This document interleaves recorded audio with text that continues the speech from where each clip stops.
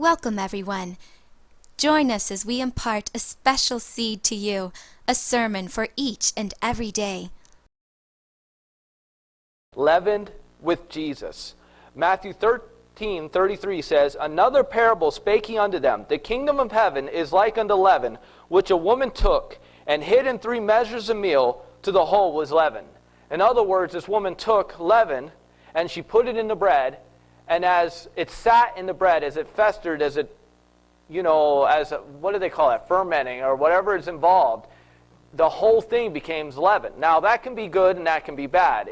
If you put like one bad apple in the midst of a bunch of good ones, it can corrupt the rest of them. That's why they say, what bad company spoils good manners. But Jesus was saying it can work the other way. As you take His word, you take His nature, you take His character, you take who He is, and you put it into your life, it can take control of every facet and form of your life. Ephesians 3:16-20 says that He would grant you, according to the riches of His glory, to be strengthened with might by His Spirit in the inner man. He says that Christ, His nature, His character, His grace, who He is, will strengthen you, that you would become strong in Him. He says that Christ may live in your hearts by faith. Or you could say that Christ may leaven your heart, your mind, all that you are by faith. That ye being rooted and grounded in love. Rooted and grounded in love He has for us, but in loving Him in return.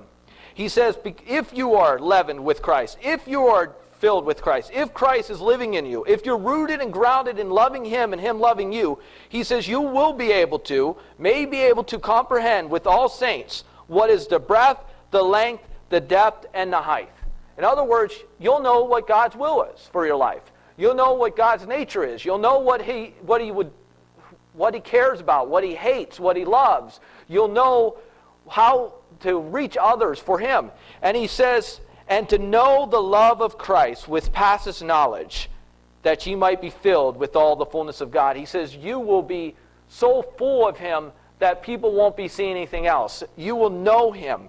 He says, now unto Him that is able to do exceedingly abundantly above all that we ask or think, according to the power that worketh in us. That power that God is working in you, once you've given your heart and your mind to Him, and you've confessed Him, and you are now born again, He says that power will work at you as long as you give it room, as long as you fill yourself with it to where there is nothing but Christ in you. You will be leavened with Him. Acts 17:27-28 says, that they should seek the Lord, if happily they might feel after Him, and find Him, though He be not far from every one of us. For in Him we live, move, and have our being, as certain also of your own poets have said, for we are also His offspring. He says, if you want this, He says, if you seek Him, you'll find Him, because He's not far from any of us. It's like this woman with the leaven of bread. That bread was kind of worthless by itself until she put the leaven in, and all of a sudden it was raised up to be this good-tasting, fresh, enlarging thing. And without God, we are like flour and everything. We're just sitting there, and we're like a hard lump. We're kind of worthless for pretty much anything. We might be hardtack. They might get a little bit of nutrients from us, like the military back maybe during certain times when they didn't have food, a lot of rations, they would make hardtack. It wasn't something very palatable. It wasn't something very nutritious. But there was enough there to at least keep their stomach quiet, enough there to maybe keep them going for a while. And that's what most of us in our Christian life are like. We're like hardtack, where there's not much nutrient, there's not much Christ in us, but maybe just enough to keep us going, and maybe enough to help someone else, because we have not been leavened with Christ and His Word. John 15:4-7 says, Abide in me, and I in you. As the branch cannot bear fruit of itself, except it live, dwell, remain, and continue in the vine, no more can you, except you abide in me. I am the vine.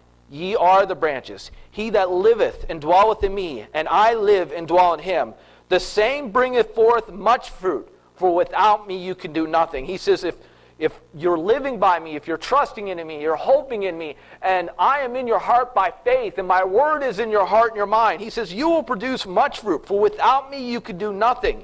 If a man lives, dwells, it's not saturated, it's not leavened in me, he is cast forth as a branch, as a worthless thing, as a cracker that's gone stale. And he says, and it's withered, it dies.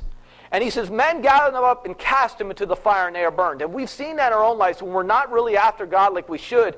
We wither up in our love. We wither up in our peace. We wither up in our joy in the nature and character of Jesus Christ. And then all of a sudden, the devil can come in, other people can come in, and they can set unholy fires on us, whether it be fear, worry, anxiety, whether it be lust, whether it be anger, whether it be bitterness. And all of a sudden, we are burned with unholy fires.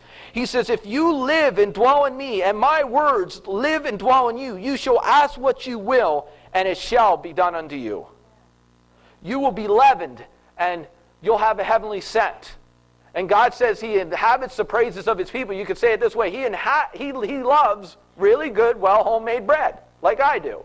When there's bread and it's fresh out of the bread maker, out of the oven, you'll find me back there as fast as possible with some butter, buttering it up. But who wants stale bread? Who wants moldy bread? Romans 12, 1-2 says, I beseech you therefore, brethren, by the mercy, by the goodness, and by the love of God, that you present your lives, your bodies, a living sacrifice, wholly given to him, cleansed and pured, surrendered and acceptable unto God, which is more than reasonable. And be not conformed to this world, but be ye transformed by the renewing of your mind, that you may prove what is the good and acceptable and perfect will of God. You could say it this way. You can be leavened with God, or you can be leavened with the world. Whatever you fill yourself with will come forth. If you want to love God, serve and obey him, you've got to become leavened with Christ and his word.